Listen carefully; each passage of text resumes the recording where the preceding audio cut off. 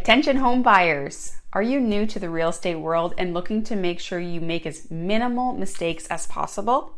In this video, I'm going to share with you two of my professional and personal first-time home buying mistakes to avoid that dive deeper into the typical get pre-approved advice you're used to. Hi, I'm Megan Proper, a local Huron and Perth County realtor providing families with down-to-earth real estate advice. Mistake number one is making yourself house broke. I'm not a mortgage specialist and I'll never pretend to be. I'm just a realtor and homeowner looking to help families still be able to live once they move into their home. Typically, your pre-approval process with your bank, lender, or broker will retrieve many documents from you to spit out a pre-approval budget amount to start house hunting with. But the important thing to know is that this amount is based on your gross monthly income minus debts, liabilities, and so on and so forth.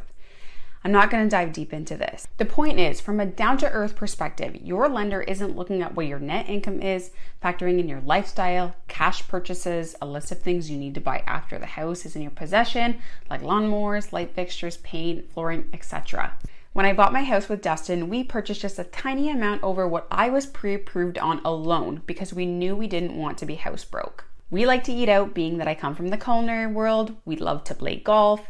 At the time of purchase, he was racing a race car every weekend in Grand Bend. We were okay with compromising on the house. One, knowing that it was our first home and not our dream home.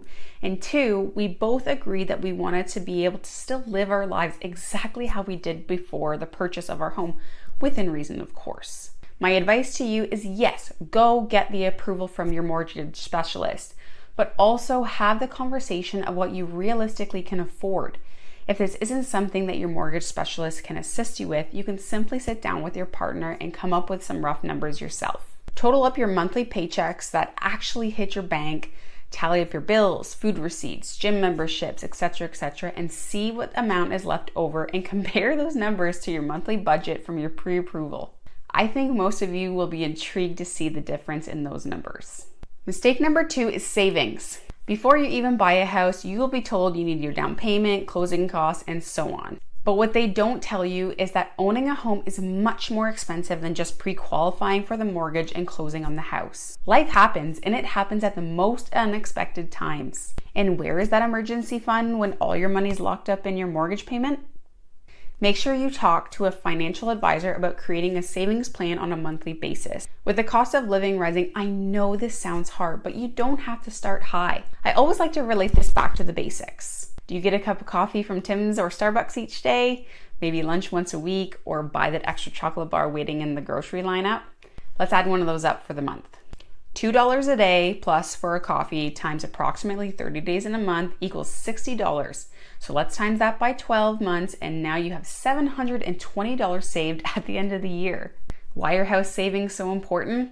Let's take my personal experience for example.